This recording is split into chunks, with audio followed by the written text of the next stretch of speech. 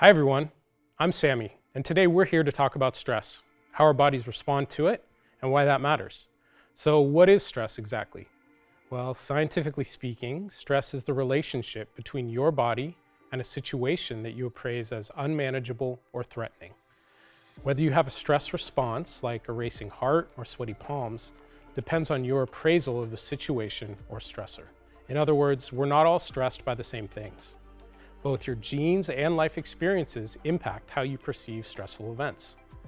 As individuals, we're not even stressed by the same things day to day. Some days we have a short fuse and little things can cause stress. Other days we're resilient and calm in the eye of the storm. While exercise is itself a stressor in the short term, moderate exercise and good sleep boost our stress resilience so that we don't appraise minor situations as stressful. On the other hand, too much exercise can lead to fatigue and stress, so finding your balance is key. Stressors can be positive, like a motivating work deadline, or they can be negative, like an unreasonable work deadline or balancing remote work while homeschooling your kids, which I'm sure a few of you can relate to. Whether we're aware of it or not, each time we're faced with a stressor, our bodies undergo physical and mental changes in an attempt to maintain our balance. When you appraise a situation as a stressor, your sympathetic nervous system releases stress hormones, like adrenaline and cortisol, to prepare you for a fight or flight response.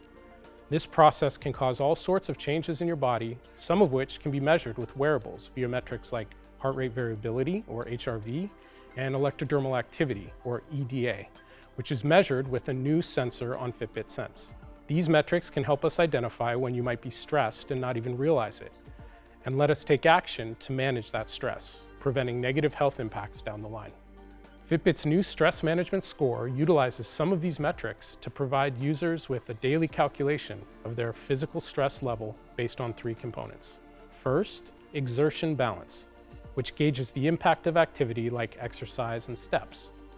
Second, responsiveness, which assesses your fight or flight response through metrics like heart rate, HRV, and EDA. And last, sleep patterns, which include metrics that measure the quality and quantity of sleep. This score was designed in part to help people plan their day. For example, if you receive a high score, which is a good thing, it means that your body is showing few signs of physical stress, so you may consider taking on a new project or doing some exercise. If your score is low, which is not ideal, it means that your body is showing signs of stress. So maybe you want to give yourself a break, go to bed early tonight, or do a meditation. Over time, the score can also reveal connections between your stress level and key health metrics like activity and sleep. We all experience challenges from time to time, and a burst of adrenaline can give us that extra energy that we need to help us overcome those challenges. The resulting stress responses are usually short-lived or acute and are necessary for our survival. But when they become chronic over time, they can lead to many negative health outcomes, including headaches, cardiac disease, sleeping problems, and obesity. While the first step in preventing these negative health outcomes is identifying when your body is under stress, measuring your body's response to stress is only part of the situation. Now I'll turn it over to Fitbit's research algorithm scientist, Belen Lafon, to talk more about stress management. Thanks, Sammy. Being MindFit means not only understanding the role stress plays on our health, but actively taking steps to better manage it. One tool to help you manage stress is through meditation. Meditation is a practice where you use a technique to train attention or awareness in order to achieve an emotional calm and a mentally clear state.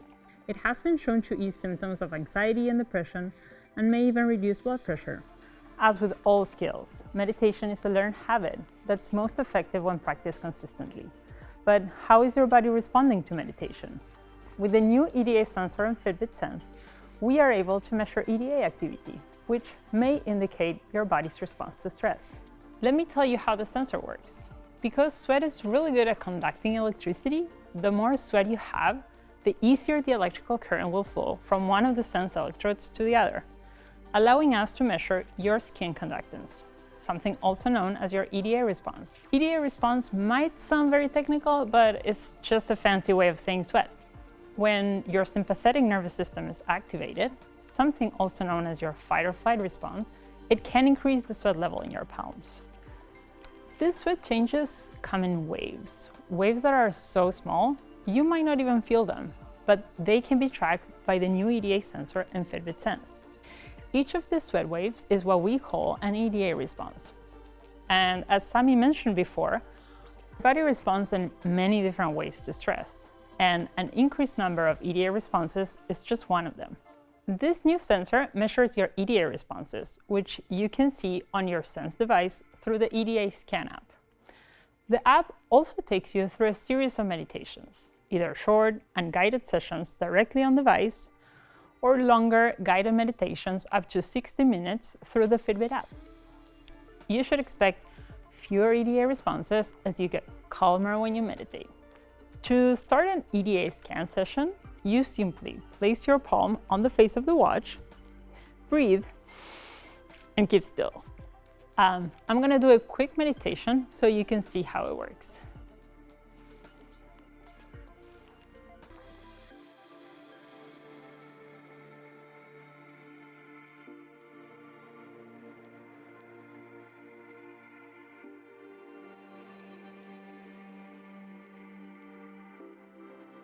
Once it ends, you can see both on the device and in the Fitbit app how your body responded.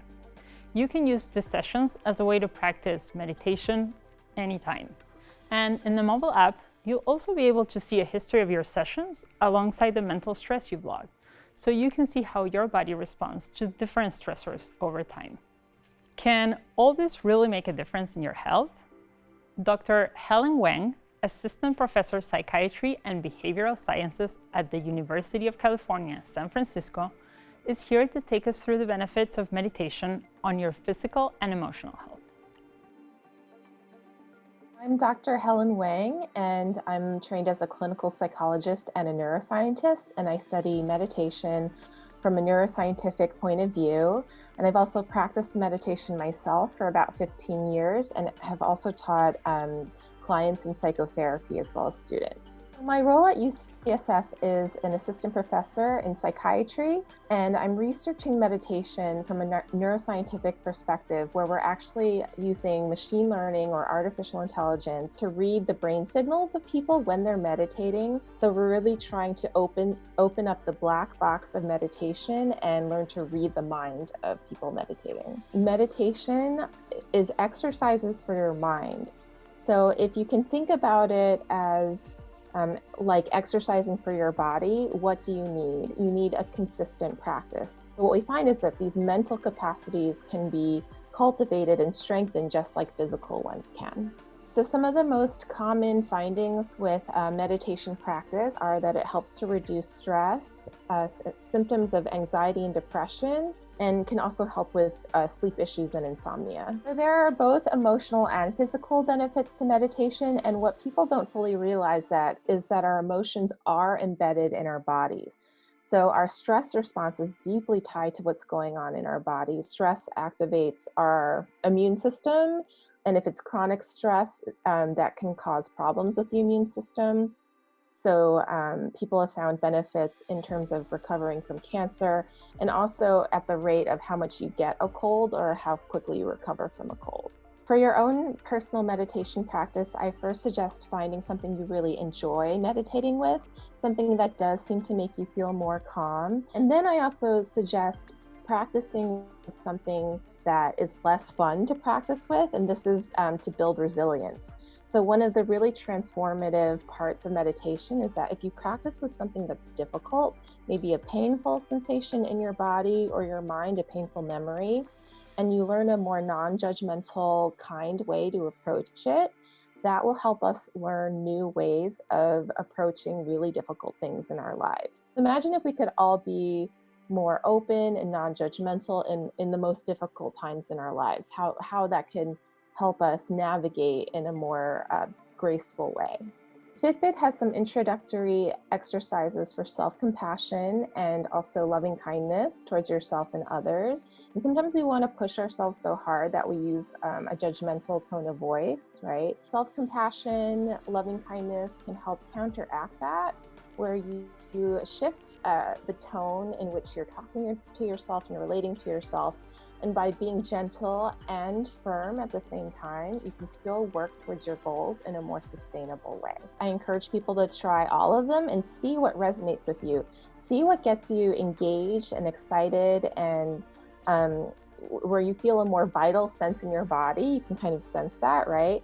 Try different things out, see what works for you, and also to translate it into your daily life. So I really love taking care of plants, and I really love drinking coffee. So I bring a mindful attention to those activities. I kind of slow myself down, really take in all the sensory components, and it brings a lot of joy into my life. Oftentimes people feel like they don't have time to meditate, and I really understand that because we're all very busy. So even 5 minutes a day, building something consistent into your life can be beneficial. People also commonly think that they can't meditate when their minds start to wander. And so that is a false impression. By recognizing that your mind is wandering, you're actually building meta awareness, or awareness of your own mind. So if you mind wander, it's a good thing because it's giving you an opportunity to practice bringing your mind back.